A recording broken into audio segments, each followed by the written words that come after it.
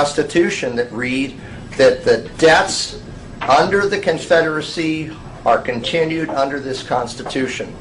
So the Constitution is also an agreement of debt to the British and to the French, because we asked the French to help us defeat the British, and they wanted to be paid back for their military expenditures.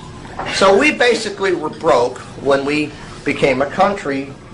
And what we didn't know, or I didn't know, is that the bank note when other countries loan to a country is a 70-year note. So the 70-year note comes due when Lincoln is president. They don't have the money under Lincoln to pay off the note. So Lincoln doesn't want to give the public lands of the 13 colonies and the public lands of the Louisiana Purchase back to the Europeans in a foreclosure. He'd rather have that not happen on his watch. So he says to the European bankers, can we renegotiate the loan? And they said, well, we might do that, but we're going to want some upfront money, we're going to want better terms, and we're going to want more collateral.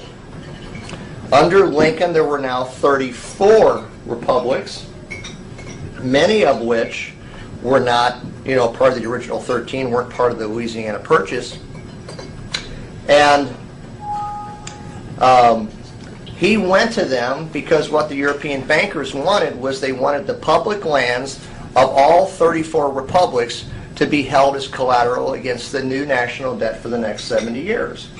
Well, when the southern states heard that they were being asked to do this in a war that they hadn't fought in, for collateral to bankers, and they didn't like the terms, they basically said we're not going to do it, and they seceded.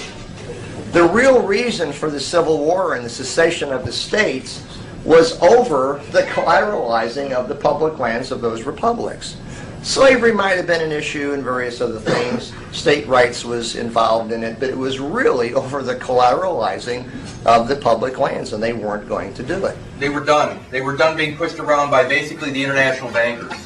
And they decided to leave the Union.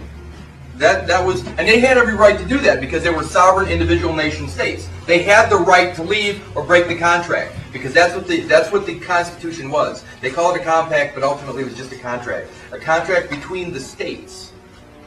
When the southern states walked out of Congress on March 27, 1861, the quorum to conduct business under the Constitution was lost. The only votes that Congress could lawfully take under parliamentary law were those to set the time